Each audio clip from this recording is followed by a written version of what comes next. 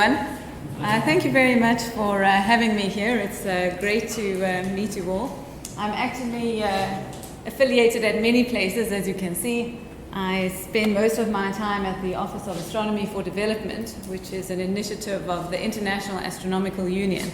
And basically what we try to do there is look at how astronomy and its related techniques and skills can influence some of the Sustainable Development Goals. So this is a set of 17 goals. You may already have heard about it, jointly agreed upon by almost 200 nations as a plan to improve development, and they cover things from like climate change to education to gender equality and that kind of stuff. At the same time, I still have some students and do research both here at SAO and as a research associate at UCT. So thank you very much to Catherine for giving such a great overview of spectroscopy, so that my job is now made very simple for the next talk. And what I'll speak about today is about BE X-ray binary. So a slightly different kind of binary compared to what Catherine's talked about, and looking at correlations between X-ray and optical behavior. And actually a lot of this work has been done by my PhD student, Itumeleng Monageng, who I see is here to take questions. So this is an artist's impression of what a BE X-ray binary looks like. What you've got here in the foreground is a massive star, so a big O or B, very bright blue star, with a circumstellar disk of material around it. And that's an outflowing disk of material, so not an accretion disk. And then in the distance, what you can see is a neutron star, a very compact object, and around that is also a disk of material, and that is an accretion disk. And so what the difference is that material is flowing from this big disk or this big star somehow onto that disk, and that lights up the neutron star in the X-ray. So we see these kinds of binaries at many different wavelengths. This is a slightly different diagram to explain the same thing. So here you have a side-on projection of the O or B star over there with its long disk, and this is actually a diagram that is roughly to scale. What you can see over there is the neutron star and its accretion disk. And what you can see here is a beam of X-rays. So in these objects, we actually have X-ray pulsars. So these neutron stars beam out X-rays, rotate relatively rapidly, and in fact you see it as a kind of a lighthouse effect. You see an X-ray pulse happening every couple of seconds or something like that. And the reason they can do this is because these neutron stars are particularly young and have very strong magnetic fields. So this is a terrible picture here, but it's just to give an idea of what parts of the system radiate at what wavelengths. So if you look here at the neutron star, this is supposed to be the early type star. This is its disk. And this is the orbit, or some idea of an orbit around of the neutron star around its massive star. So this is what we see X-rays coming from the neutron star and from the disk of material around the neutron star. The hot star is a strong emitter in the visible and ultraviolet parts of the spectrum. And then this disk of material radiates quite strongly all the way from visible right through to the infrared part of the spectrum. And so what we often use as a tracer of this disk is exactly the H alpha line, this emission line that Catherine's been talking about in regards to SS433. Once again, we see, because of the ubiquity of hydrogen, we see all of this emission happening in these lines. So just to put these systems in some context, in the family of X-ray binaries, you can see they split into sort of 3 different groups if you group them by the kind of compact objects that occur in these systems. So black holes fall on this side, with neutron stars in the middle here, and white dwarfs down here with many different kinds of special systems. Right? If we explore this middle branch in a bit more detail, we can split up again arbitrarily on the mass of the donor star. So that's the companion star. In this case, it's our massive O or B type star. And if we have massive stars here, we end up on this branch. And if you have lower mass stars over here, we end up on the low mass X-ray binary branch. And then even further splits down here depends on exactly what kind of massive companion you have. So the ones that I'll be focusing on this talk are these guys here. So they are typically objects that are transient in X-rays. That means that we don't always see emission from them. Some of them are persistent. These are ones where the neutron stars have got strong magnetic fields, but they're also very useful as ways to trace star formation, both in our own galaxies and others, because we know that these kinds of massive stars don't live very long in relative terms, so maybe a few tens of millions of years. So they trace a very young population of stars. And so they are good ways, both in our galaxy and in external galaxies, of measuring star formation.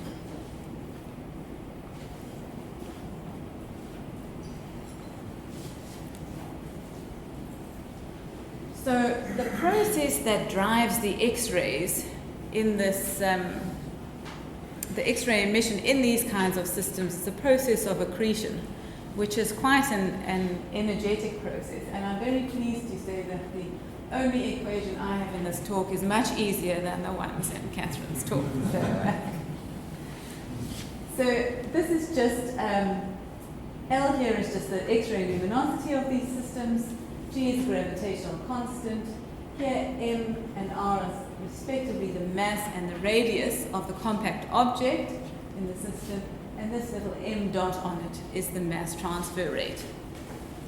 So you can see that the luminosity is really directly proportional to how much mass is being transferred, and of course also to this ratio of mass to radius, which is quite high for compact objects, things like black holes and neutron stars. So you end up with material falling onto these objects and releasing a huge amount of X-rays in this process. And there are three images that surround the equation here just show different ways in which mass can move between these massive stars and the compact object like a neutron star. So in this case, you can see almost a funnel of mass transfer happening through here, through Roche lobe overflow, right? And in this picture, you can see a real mess of mass transfer happening, which we think is through a stellar wind. And in this picture here, this is kind of a top-down view of one of these VE X-ray binary systems. We can see this is the orbit of the neutron star. This here is the massive disk around the O star. That tiny blue dot is the O star itself. And we think that here there may be a small Roche lobe overflow happening just at a particular phase of the orbit. And that's because most of the orbits in these systems are not circular. They have quite reasonable eccentricities, so ranging between 0.3 and sometimes even as high as 0.8 eccentricity, but normally around 0.5. So the neutron star is not always the same distance away from the disk. Sometimes it's pretty close, and sometimes it moves really far away. And we think it's this kind of geometrical setup that gives rise to the observed X-ray behavior. So this shows one of these objects, EXO 2030. This is an X-ray light curve taken over almost 20 years here. And every single of these little blips is actually a little X-ray outburst. So we think that's, and they're incredibly irregularly spaced, so these are happening on the orbital period. Our thoughts about it was that every time it comes around to its closest point to the circumstellar disk, some material accretes onto the neutron star and the system becomes bright in X-rays. Of course, then there has to be some kind of anomaly, like this giant outburst over here. And so people have in the past thought, well, this is something like maybe the disk around the O star becomes really large, and so the reservoir of material that can be accreted is now much bigger, so the luminosity can be brighter as the mass transfer rate becomes higher, and the duration of the outburst is in fact much longer than the orbital timescale. So there's these two different kinds of behavior that we observe in these systems. This one is pretty much the poster child, because all the other systems do not look anything as nice as this. But you can see these regular sort of type 1 outbursts, and then really large outbursts that occur not on the orbital time scale and for much longer than an orbit. We have some really nice optical data of some of these systems. These are B X-ray binaries in our neighboring galaxy, the Small Magellanic Cloud. And there we're particularly lucky because we have experiments like OGLE, which have been observing our neighboring galaxy for very many years now. The time scale on the bottom here is about 12 years, it's even longer now. And you can see quite a wide variety of behavior from the optical. So just to note, the optical is different objects to this one. Okay, so this is just to showcase X-ray behavior. This is to showcase kind of optical behavior. Some show regular outbursts. We see that these probably occur on the orbital time scale, and others seem to show longer-term variation, which it's not obvious to interpret.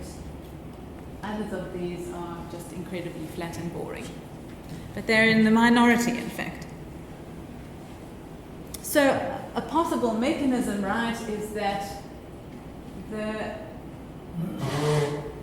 what we see in the X-rays is really modulated by the orbital period. And that's what you can see in this animation here, and what we think gives rise to these outbursts that I've shown here. And of course, there can be many different ways of configuring these systems. In this way, you can see that the plane of the orbit of the neutron star is quite close to the plane of the circumstellar disk. And in this case, it's really moving through the disk in a very different way. So what we've done is to use spectroscopy to try and estimate the disk size. So this again is the showing you a spectrum. This is wavelength on this axis, this is just flux on this axis, and this is the hydrogen alpha or Balmer line that you can see here. And because of the disk surrounding the massive star, you can see that you get a red peak and a blue peak. So these are double peaked lines because, of course, one part of the disk is moving towards the observer, right, and the other part is moving away. And so the line breaks into these two components, these double peaked components. And basically, just using this peak separation, so the separation in velocity between these peaks, we can estimate some of the other parameters and try and get a feel for what is the size of the disk. So there's a lot of assumptions that have gone into this, and it's really a ballpark measurement, right? Because of course you're assuming that the whole disk is emitting H alpha, and of course you're making some kinds of approximations because not all of the H alpha is coming from the edges of the disk. So if we do this, we can plot this estimate of the radius as a function of time. So this is a line curve again over almost 10 years for one of the particular objects that Chimele has been looking at. This is showing you the X-ray behavior. So most of the time there's almost no X-ray activity, and then every now and again we see these kinds of outbursts. And these red lines are actually to mark the outbursts even for historical data. So these are data that we can't plot here because that instrument doesn't exist yet. That we have seen these outbursts because they've been reported in the literature. And so what I think is apparent to us in some of these pictures is that at some point, right, one has a very large circumstellar disk, but almost no outbursts. And at other times, right, you have outbursts happening, but with a reasonably small disk. So this is a little bit contrary to the picture that we were building up for these kinds of big outbursts, where we expect the disk to expand and almost flood the orbital plane. If we look at the data in a slightly different way, so these histograms basically show measurements of disk size again. So this is something that was on the y-axis previously, now on the x-axis, and this shows the number of times that we have a disk size measurement of 10 to the 10, and the number of times we have a disk size of 3 times 10 to the 10. So those are the total number of measurements of different disk sizes here for one particular object, and the ones that are highlighted in black are those measurements which occur within a couple of days of an X-ray outburst. So what you can see here is that you don't only have X-ray outbursts when the disk size is big. You seem to have them at all different sizes of the disk. And if we actually look at the timing, sometimes we have these systems where the outbursts occur very nicely on the orbital period, but in other times we don't. So we think that in the systems that we've looked at here, many of them, the X-ray activity is not strongly dependent actually on the size of that disk. So it may be strongly dependent on the orbit in some cases, but not always on the size.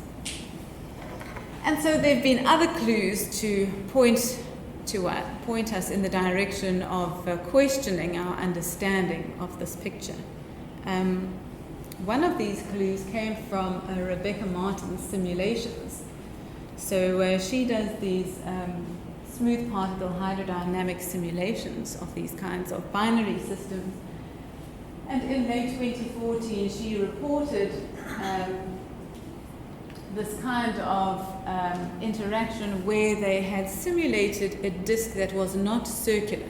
So in the simulation, this is the central star, this is the circumstellar disk, and this tiny blip that you probably can't see here is the neutron star on its orbit around the B star. And so what you should be able to see, these are just images at 2 different times, and these are the same times along here, like looking at from different viewports. So if you just compare this time image to this one, what you can see is that there's a highly elliptical disk, in fact, so not a circular disk at all, an arm of material, spiral arm is generated, sweeps out, and the neutron star can begin accreting. And in fact, even after the disk becomes less elliptical, the neutron star can continue to accrete. So the question that this work on simulations brought up was, could this kind of strange disk ellipticity cause these kinds of giant outbursts? In computer simulations, maybe it works, but how would you actually measure something like that when you're looking at real data? How would you know if your disk was elliptical or not? So something that Itumeleng and I have been working on has been trying to understand what would be an observational signature of such an elliptical disk. So basically what we want to know is, if we were to see an elliptical disk, what would it look like in a spectrum? You know, the idea here is that the disk may be round at some times and then change to becoming elliptical. And after this paper on the simulations was published, Rebecca and her collaborators published another paper to suggest a mechanism whereby a disk can change from being round at some points to being elliptical and back. And this is in fact just through a 3-body interaction. So it's called the Kozai-Lidov mechanism, and it's something that is known actually to perturb orbits of solar system bodies as well. So what we try to think about is, what would a disk look like if it changed from being round to being elliptical? So this is our cartoon image of the This is our early time star here. This red stuff is the disk around it. And the arrow is indicating the direction of rotation. So what you see here is material like this moving towards you. So that should be shifted to the blue part of the spectrum. And this material moving away from you should be shifted to the red part of the spectrum. And so in a perfect circular disk, you should have an emission line profile that looks something like this. Okay, so equal components from the blue and from the red side. In fact, if then at a second stage your disk becomes elliptical, so that this side becomes smaller and this side actually becomes bigger, you can see you have more flux contribution on the blue side and less flux contribution. So that's the height of the line here on the red side. And at the same time, right, you have more velocity contribution because this is Keplerian motion here from the red side. So the peak has shifted to slightly higher velocities than it was here. And you have less contributions, so lower velocity contributions also on the blue side. So on the blue peak should shift to lower velocities. So that's the kind of signature that we're looking for in these disks. So most of the work that ASSA has done until now has been using observations that have been taken through robotic telescopes or Q-schedule telescopes. So we've used things like SALT. I mean, many of these objects are incredibly bright for SALT, but SALT has some time, which is called category 4 time, where it would basically be closed. And so if it's going to be closed, we could use it to do something like this. And we've also used a lot of time on the Liverpool telescope, which is a robotic telescope. Because the idea here is that with many different kinds of orbital periods, so these systems have orbital periods between 10 to 100 days, you have to be at the telescope either all the time or time it very well to get good monitoring across all these systems. For many of these objects, they're in the galaxy, so we don't have good coverage in ogle. But we can see that they have got reasonable magnitudes, you know, somewhere between about 10 and 15 magnitudes are where most of the objects are in V. And so they are actually accessible both through photometry and spectroscopy. Most of our data has come in at fairly low resolution, around between 4 and 6,000. So just to show you, I mean, a lot of this work we still, you know, a lot of the data is still being gathered on trying to understand this question about, is this Kozai-Lidov method of having this mechanism of having a disk that changes eccentricity, will this be able to model the kinds of changes we see in the lines? So this is just showing actually X-ray data for one particular object over many years actually, so from over almost 30 years. So that's from 1975. This shows the H-alpha equivalent width and how it changed over time. And of course what this shows is some of the optical magnitudes from a whole host of different observatories. So for these kinds of objects that are in the galaxy, it's not easy to get beautiful light curves the way we have in the small and large Magellanic Clouds. In many cases, we get them from things like the integral optical monitor. So that's the camera. This is showing the one for one of these systems with, of course, big data gaps when the telescope is looking somewhere else. And of course, this is really a patchwork of observations. This is a paper, I forgot to put the reference in, by Choni Camero around, where she, I think, emailed almost everyone in the world who she knew had observed this object to put together this paper. So just to come back to the slide, I think it would be very useful to have better sampling of some of these data and at a reasonable spectroscopic resolution, because that would allow us to rule out some of these models. There's also other ideas that people have put forward to explain the strange changes in X-ray flux and the fact that these outbursts don't always correspond closely to the disk sizes. So some of those things are, for example, having warped or tilted disks. and in a way having it precess around the orbit. So those things are, I think we haven't really thought very much about how you would look for optical signatures in emission lines for those. But certainly putting it together with some photometry may be useful in the long run. So if there are any keen observers out there, it would be great to talk to you. Thank you.